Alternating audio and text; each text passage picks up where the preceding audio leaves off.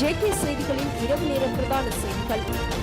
50,000 எரிவாயு சிலிண்டர்கள் இன்று சந்தைக்கு விடுவிக்கப்படும் என்று வர்த்தகம், உணவு பாதுகாப்பு மற்றும் கூட்டுறவு அபிவிருத்தி அமைச்சர் வசந்த சமரசிங்க தெரிவித்துள்ளார். அத்துடன் நேற்று 80,000 எரிவாயு சிலிண்டர்கள் விடுவிக்கப்பட்டதாகவும் அமைச்சர் மேலும் குறிப்பிட்டிருந்தார். இந்த நிலையில் திங்கட்கிழமை முதல் தொடர்ச்சியாக 1,00,000 எரிவாயு சிலிண்டர்களை விடுவிக்க திட்டமிடப்பட்டுள்ளதாகவும் அவர் மேலும் தெரிவித்துள்ளார். இதுகுறித்து அவர் மேலும் தெரிவிக்கையில் 3,700 மெட்ரிக் டன் எரிவாயுவை ஏற்றி செல்லும் கப்பல் நாளை நாட்டுக்கு வர உள்ளது. பிப்ரவரி 26ஆம் தேதி 3,900 மெட்ரிக் டன் கொண்ட மற்றும் ஒரு கப்பலும், அதைத் தொடர்ந்து பிப்ரவரி 28ஆம் தேதி மேலும் 3,700 மெட்ரிக் டன்கள் கொண்ட கப்பல் நாட்டை வந்தடையும் என்றும் எதிர்பார்க்கப்படுகின்றது. லாஃப் எரிவாயு சிலிண்டர்களை வாங்க வாடிக்கையாளர்கள் ஒரு குறிப்பிட்ட தொகையை செலுத்தி பாதுகாப்பு வைப்பு தொகையை செலுத்தியுள்ளதால் அவர்களுக்கு எரிவாயுவை வழங்குவது சம்பந்தப்பட்ட நிறுவனத்தின் பொறுப்பாகும். நெருக்கடியை உருவாக்க நுகர்வோரை சுரண்ட அல்லது நியாயமற்ற வணிக ஆதாயங்களை பெறுவதற்கான எந்த ஒரு முயற்சிக்கும் எதிராக அரசாங்கம் உறுதியான நடவடிக்கையும் எடுக்கும். லாஃப் எரிவாயு சிலிண்டர்களை பயன்படுத்தும் நுகர்வோர் தற்போது பற்றாக்குறையாக இருப்பதால் அவற்றை லிட்ரோ எரிவாயு நிறுவனங்களுக்கு மாற்ற முடியாததால் பாதிக்கப்பட்ட வாடிக்கையாளர்கள் லிட்ரோ எரிவாயுவை பெறுவதற்கு ஏதுவாக மார்ச் 12ஆம் தேதி முதல் லிட்ரோ எரிவாயு சிலிண்டர்களை சந்தைக்கு வெளியிட லிட்ரோ நிறுவனம் திட்டமிடப்பட்டுள்ளதாக அவர் மேலும் தெரிவித்தமை குறிப்பிடத்தக்கது. 2026ஆம் ஆண்டின் 2வது காலாண்டிற்கான மின்சார கட்டண திருத்தம் தொடர்பாக இலங்கை மின்சார சபை சமர்ப்பித்த முன்மொழிவு குறித்து பிப்ரவரி 25ஆம் தேதி பொது கருத்து கணிப்பை தொடங்குவதாக இலங்கை பொது பயன்பாட்டு ஆணைக்குழு அறிவித்துள்ளது. இம்மாதம் 25 முதல் மார்ச் 18 வரை வாய்மொழியாகவும் எழுத்துப்பூர்வமாகவும் கருத்து கணிப்பை நடத்துவதாக ஆணைக்குழு தெரிவித்துள்ளது. இந்த கருத்து கணிப்பு 9 மாகாணங்களையும் உள்ளடக்கும் வகையில் நடத்தப்பட உள்ளதுடன் அதன் அடிப்படையில் வரும் காரணிகளை அடிப்படையாக கொண்டு மின் கட்டண திருத்தம் குறித்து ஆணைக்குழு முடிவெடுக்கும் என்றும் தெரிவிக்கப்பட்டுள்ளது. 2026ஆம் ஆண்டின் 2வது காலாண்டில், அதாவது ஏப்ரல் 1 முதல் ஜூன் 31ஆம் தேதி வரை மின்சார கட்டணங்களில் 13.56% அதிகரிப்பை எதிர்பார்த்து இலங்கை மின்சார சபை தனது முன்மொழிவை 13ஆம் தேதிக்கு முன் சமர்ப்பித்திருந்தது. 2026ஆம் ஆண்டின் முதல் காலாண்டில் மின்சார கட்டணங்களில் 11.57% அதிகரிப்பை இலங்கை மின்சார சபை முன்மொழிந்த போதிலும் ஆணைக்குழுவின் ஒப்புதல் இதுவரை வழங்கப்படவில்லை என்பது குறிப்பிடத்தக்கது. அரச நிறுவனங்களின் பணிகளுக்கு ஆயுதப்படை உறுப்பினர்களை களமிறக்க முயற்சித்தால் பொது சேவையில் தொடர்ச்சியாக தொழிற்சங்க நடவடிக்கைகளை தடுக்க முடியாது என பொதுச்சேவை தொழிற்சங்க கூட்டணியின் உறுப்பினரான தம்மிக்க முனசிங்க தெரிவித்துள்ளார். இது தொடர்பில் அவர் மேலும் தெரிவிக்கையில், அரசாங்கத்தில் உள்ள சில குழுக்கள் சுகாதார சேவைக்காக ஆயுதப்படைகளை ஈடுபடுத்துவது குறித்து பேசி வருகின்றது. அத்தகைய நடவடிக்கை ஏற்பட்டால் அதற்கு எதிராக சுகாதார சேவையில் வேலைநிறுத்த போராட்டம் தொடங்கப்படும். ராணுவ அதிகாரிகள் குழுவை தொடர்ந்து ஓட்டுநர்களாக பயிற்றுவிக்கும் திட்டத்தை தொடர்ந்து ஓட்டுநர்கள் எதிர்த்தனர். பின்னர் அரசாங்கம் அந்த முடிவை ரத்து செய்தது. தொடர்புடைய முடிவை மீண்டும் செயற்படுத்த முயற்சித்தால் பிற அரசு நிறுவனங்களின் தொழிற்சங்கங்கள் தொடர்ந்து சேவை தொழிற்சங்களுடன் இணைக்கப்படும். தொடர்ந்து சேவைக்கு கூடுதலாக ஆயுதப்படை உறுப்பினர்களை சுகாதார சேவைக்கு வழி நடத்த அரசாங்கம் முயற்சிக்கின்றது. சில கோரிக்கைகளின் அடிப்படையில் அரசு ஊழியர்கள் தொழிற்சங்க நடவடிக்கை எடுத்த போது முன்னாள் அரசாங்கங்கள் ஆயுதப்படை உறுப்பினர்களை பயன்படுத்தி அதை அடக்க முயற்சித்தது.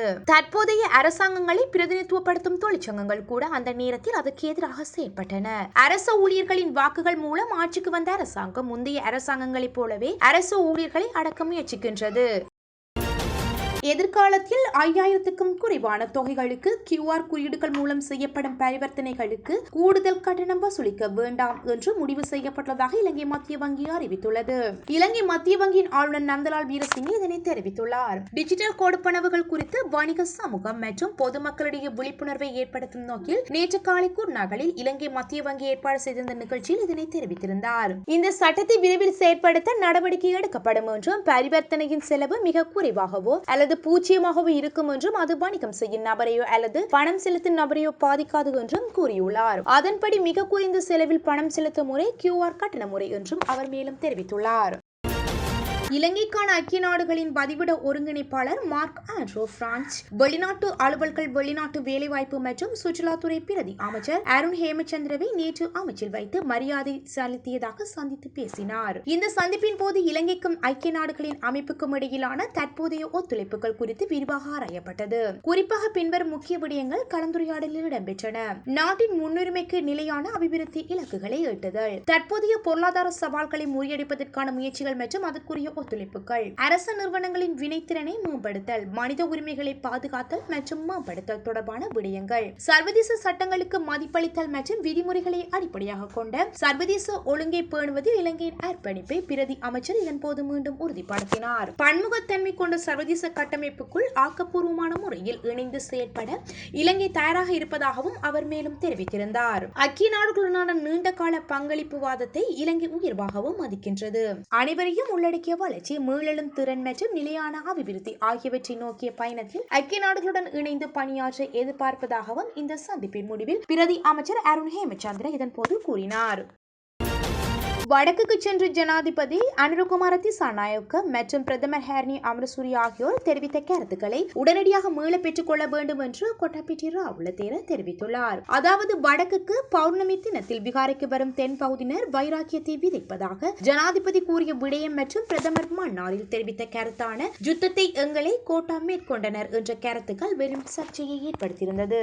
இது தொடர்பில் பௌத்த மகா சம்மேளனத்தில் நேற்று உரையாற்றும் போதே கொட்டாபிட்டி ராவுல இதனை தெரிவித்தார். தொடர்ந்தும் கருத்து தெரிவித்த அவர், ஜனாதிபதி அனுரகுமார திசாநாயக்க, நீங்கள் நேர்மையாக நடவுங்கள். நீங்கள் இந்த நாட்டின் ஜனாதிபதியாக எங்கேயும் ரகசியமாக கதைக்க முடியாது. இன்றைய நவீன தொழில்நுட்பத்தில் அனைவரும் அறிந்து கொள்வார்கள். பிரதமர் ஹரணி மன்னாரில் நீங்கள் தெரிவித்த கருத்தை நாம் வன்மையாக கண்டிக்கின்றோம். உடனடியாக அந்த கருத்துக்களை மீள பெற்றுக் கொள்ளவும். ஜனாதிபதி தவறுதலாக சொல்லிவிட்டேன், மன்னிக்கவும் என்று சொன்னால் நாங்கள் மன்னிப்போம். அப்படி இல்லை என்றால் அந்த கருத்துக்களை அப்படியே வைத்துக் கொண்டு பௌத்த விரோதத்துக்கு எதிராக போர் தொடுப்போம். வடக்கு கிழக்கில் 1000க்கும் மேற்பட்ட புராதன தொல்பொருள் இடங்கள் இருக்கின்றன. கிழக்கில் சில இடங்களின் பெயர் பலகைகள் அகற்றப்பட்டுள்ளன. அதனை உடனடியாக அமைக்க வேண்டும் என்று ஜனாதிபதி கோருகின்றோம். எமது பௌத்த புராதன தொல்பொருள் மற்றும் எமது சம்பிரதாயங்கள் இல்லாதொழிக்கப்படுகின்றன. இதற்கு நாம் என்ன செய்ய வேண்டும்? யாழ்ப்பாணத்தில் இருக்கும் ஒரு சிங்கள கிராமமே நாவற்கூலியாகும். அதை பாதுகாக்க வேண்டும் என்றும் அவர் குறிப்பிட்டுள்ளார்.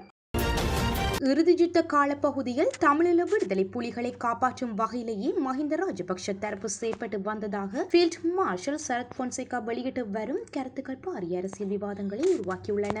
நாட்டின் கடந்த கால வரலாற்றில் இதுவரை மறைக்கப்பட்டிருந்த அரசியல் நிலவரங்கள் இவை என குறிப்பிட்டு அவர் தொடர்ச்சியாக முன்வைத்து வரும் தகவல்கள் தென்னிலங்கை அரசியலில் பெரும் அதிர்வலைகளை ஏற்படுத்தியுள்ளது.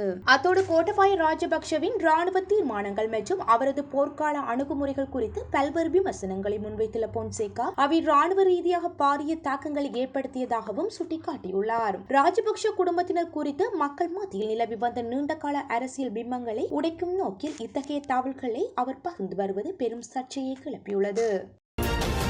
இலங்கை கடற்படை வரலாற்றில் மேலும் ஒரு முக்கியமான அத்தியாயமாக நன்கொடையாக வழங்கப்பட்ட P-628 என பெயர் மாற்றம் செய்யப்பட்ட USCGC டிஸ்வைஸ் இன்று அமெரிக்காவின் பால்டிமோர் கடற்படை தளத்திலிருந்து இலங்கை நோக்கி புறப்பட்டது.